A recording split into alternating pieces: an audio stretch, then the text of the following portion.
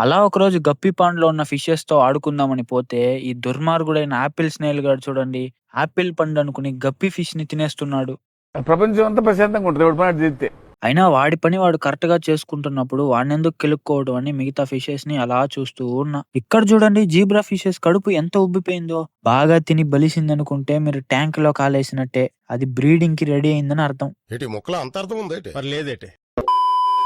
ఇంకేం మాత్రం లేట్ చేయకుండా బ్రీడింగ్ సెటప్ ఎలా చేయాలో చూద్దాం. ముందుగా బ్రీడింగ్‌కి కావాల్సిన పదార్థాలు. చక్కటి చిన్న బకెట్లు 2, 3 రోజులు ముందు నిల్వ చేసిన నీళ్లు. ఇప్పుడు బ్రీడింగ్ సెటప్ ఎలా చేయాలో చూద్దాం. ఇంత దరిద్రంగా ఉన్న బకెట్‌ని ఇంత క్లీన్‌గా కడగాలి. తర్వాత 3 రోజుల ముందు పట్టి పెట్టిన నీళ్లుని పొయ్యాలి. ఇంకొక ముఖ్యమైన పదార్థం మర్చిపోయాను, క్షమించండి. రుచికి సరిపడా ఉప్పు వేసుకోవాలి. అరే ఏం మాట్లాడుతున్నావురా నువ్వు? నీకేమైనా బుర్రున్నదారా?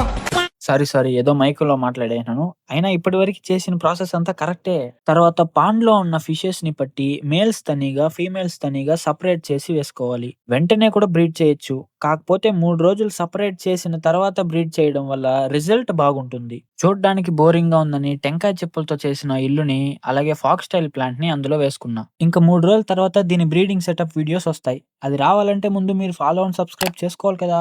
చేసుకోండి.